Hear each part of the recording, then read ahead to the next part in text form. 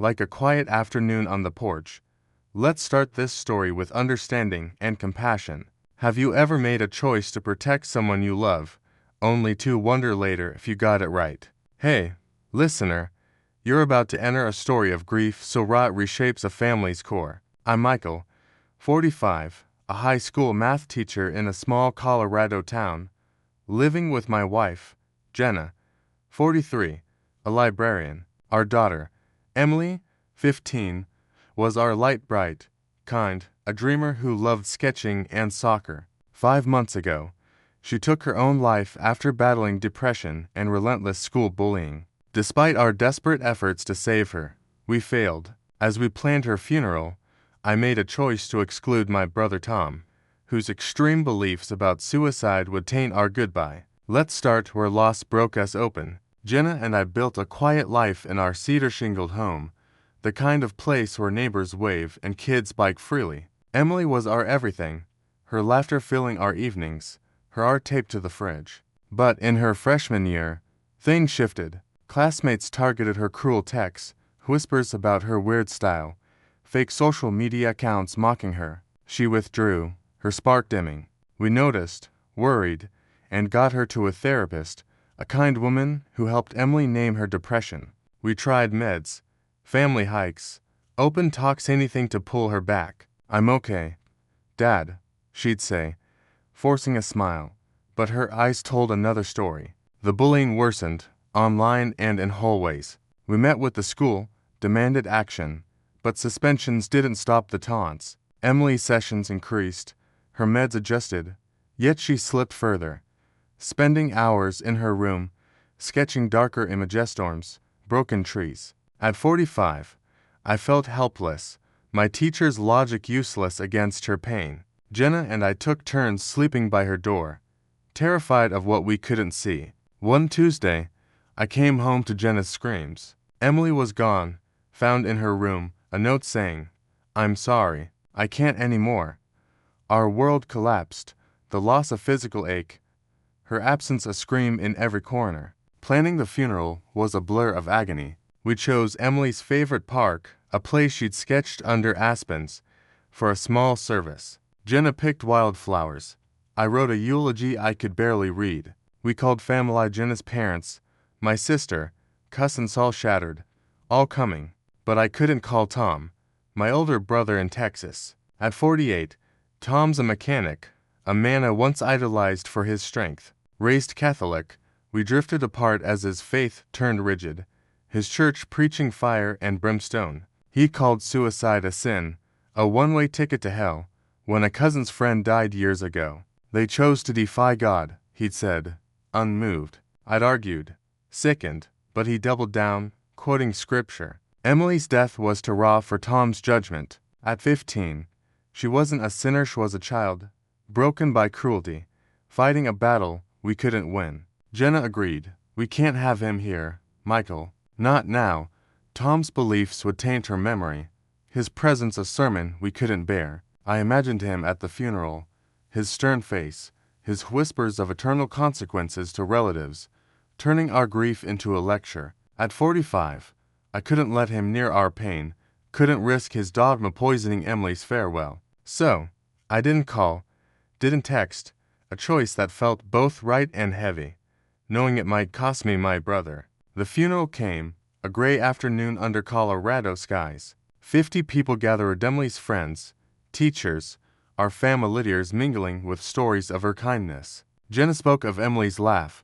I shared her love for drawing. No one mentioned bullying or depression, as if naming them would break us more. The absence of Tom loomed, a silent question for my sister, but I brushed it off, focusing on Emily's photo, her smile frozen at 14. At 45, I carried the weight of loss and a choice: protect my daughter's memory or invite a brother whose beliefs would judge her even in death. Our home, once alive with Emily's music, was now a shrine of her things: sketchbooks, soccer cleats, notes we couldn't read yet. Jenna and I clung to each other, our grief a shared language, but the decision about Tom lingered, a shadow over our mourning. I'd chosen to shield Emily's legacy, but at what cost to the family we had left? At 45, I stood in a storm of loss, unsure if my stand was strength or a fracture we'd never mend. Listener, Michael's loss of Emily is unbearable,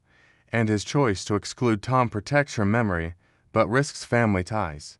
Was he right to keep Tom away, or should grief unite even the divided? Stay with Metha's stories about to unravel the cost of shielding love from judgment. Michael and Jenna were drowning in grief after their daughter Emily, 15, took her own life amid depression and school bullying. At 45, a math teacher in a small Colorado town, Michael chose not to invite his brother Tom to Emily's funeral, fearing Tom's extreme religious views that suicide is a sin will taint their farewell. The funeral passed in a haze of sorrow, but the decision to exclude Tom, kept secret, was about to unleash a family reckoning. Jenna's offer to take the blame would test their marriage and expose Michael's silence, a new wound in their shared pain. In the days after Emily's funeral, Michael and Jenna barely spoke, their Colorado home a mausoleum of grief. Emily's sketchbooks lay untouched, her soccer ball still by the door.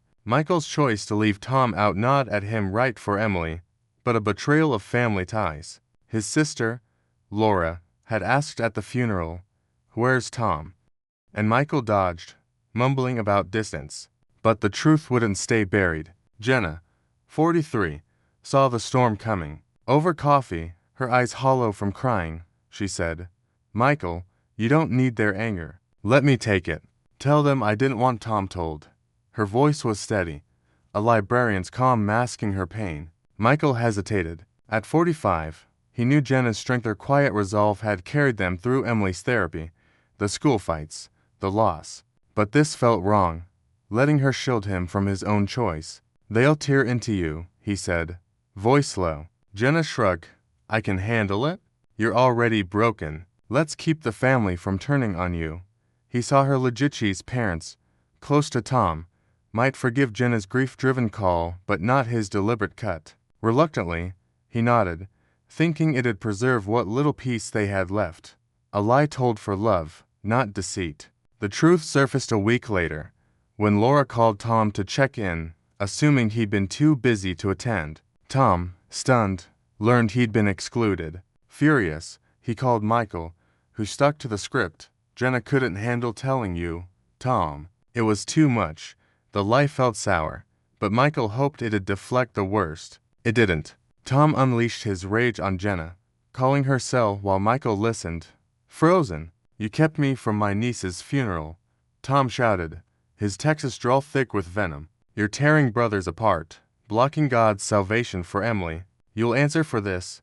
Jenna stayed calm, absorbing the tirade, but Michael saw her hand shake as she hung up. The family piled on. Michael's parents, devout like Tom, texted Jenna, "How could you shut Tom out? He's family."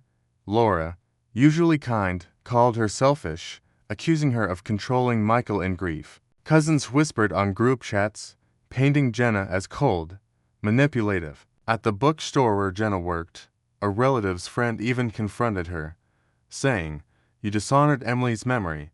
Jenna took it all, her face a mask. But Michael saw the toll her sleepless nights, her quiet tears in the shower. At 45, he'd let his wife become the scapegoat, believing she was tougher than him, that her strength could weather the storm he dodged. Michael's silence grew heavier. When Laura called, demanding answers, he mumbled. It was Jenna's call, avoiding her eyes across the room. He told himself it was temporary, that the family would cool off, that Jenna could handle their venom better than he could face Tom's judgment on Emily's soul. But each attack on Jenna twisted the knife-fierce sacrifice was for him, for their shared grief. Yet he stood mute. He'd face parent-teacher nights, school boards, but couldn't summon the courage to own his choice, fearing it'd spark a fight with Tom he wasn't ready for. Emily's loss had hollowed him, and Jenna's lie was his crutch, one he leaned on too long. Jenna never wavered publicly, deflecting barbs with, "I did what I thought was right." But alone, she broke, whispering to Michael, "They hate me for protecting you." Her words pierced him, exposing his cowardice. At 45, he saw the cost. Jenna's pain, piled atop their grief, was his failure, not her burden. The family's anger, meant for him, had found the wrong target, and his silence let it fester. Their home, once Emily's haven, was now a space of unspoken guilt, the lie they'd crafted for love threatening to fracture the trust they'd built over years. Michael stood at a precipice, the family's wrath on Jenna, Tom's fury unspent, and his own heart heavy with regret. At 45, he shielded Emily's memory but betrayed Jenna's sacrifice, unsure if he could reclaim the truth without losing what family remained. Listener, Jenna's lie to protect Michael has made her the family's villain, and his silence deepens her pain.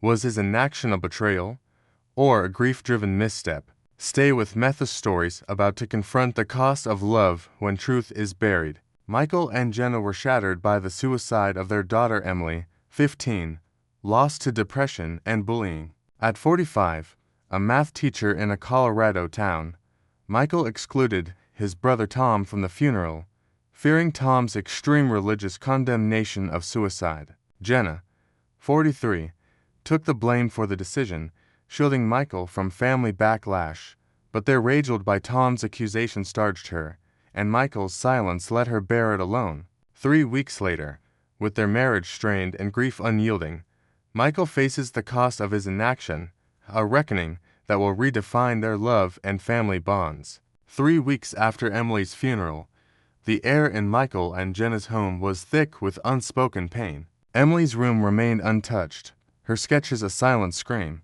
Jenna, once a steady librarian, was unraveling. She moved through days like a ghost meals uneaten, shifts skipped, her warmth replaced by a hollow quiet. The family's attacks had left scars. Tom's vicious calls, Michael's parents' cold texts, cousins' whispers branding her the villain who barred Tom. At 45, Michael saw the toll not just grief, but his failure to defend her. Jenna's sacrifice, taking blame for his choice, had cost her more than he'd imagined, and his silence was complicity. One night, as snow fell outside, Jenna broke the silence. Sitting across from Michael, her eyes red, she spoke, voice raw, "I'm heartbroken over Emily, but what hurts more is you letting me face the world alone." Her words landed like a hammer, cracking Michael's defenses. "I thought I was protecting you," she continued, "but you left me to drown in their hate." At 43, Jenna wasn't just grieving a child, she was grieving a husband who'd let her carry his burden. Michael's chest tightened, shame flooding him. At 45, he saw his cowardice clearly. He'd leaned on her strength, assuming she could endure, while he hid from Tom's wrath and the family's judgment. The next morning, Michael woke with clarity, his grief now laced with resolve. He couldn't undo Emily's loss, but he could right his wrong to Jenna. He sat at their kitchen table, pen in hand, and wrote her a letter, words he needed her to hold. "Jenna, I failed you. You took the blame to protect me, and I let you face their anger alone. I was weak, scared of losing more, but I lost sight of us. You're my home, my strength. I'm sorry, and I'll make this right." He slipped it under her pillow, a quiet vow, then opened his phone to face the family. Michael drafted a message, sent individually to his parents, Laura, cousins, and Tom. "I need to set the record straight. Not inviting Tom to Emily's funeral was our decision, Jenna and I together. We couldn't handle Tom's beliefs about suicide, not when we were burying our daughter. Blaming Jenna was wrong. She protected Emily's memory, and me, at her own cost. I should have spoken sooner. I'm sorry for the hurt." His hands shook as he hit send, knowing the truth might not heal but would free Jenna from the cross she'd borne. Responses varied. Laura texted, "Thanks for clarifying. I was harsh, sorry." His parents didn't reply, their silence a wall. A cousin sent a brief, "Understood." Tom called, voice cold, "You both dishonored Emily, keeping me away. Don't expect me at family dinners."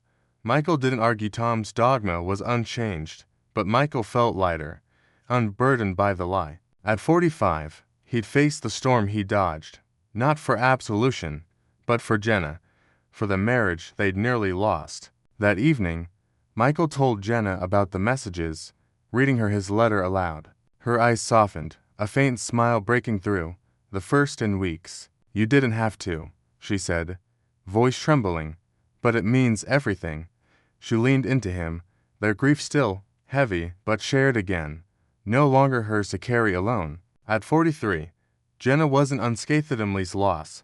The family's scorn had left marks, but Michael's stand rebuilt a bridge between them, a promise to face pain together. Their home, though shadowed by Emily's absence, began to feel like theirs again. Michael framed one of Emily's sketches, a sunlit aspen, for their living room, a reminder of her light. The family rift remained, some ties might never mend, Tom's absence likely permanent, but Michael and Jenna found clarity in their values. Love meant sharing burdens, not shifting them.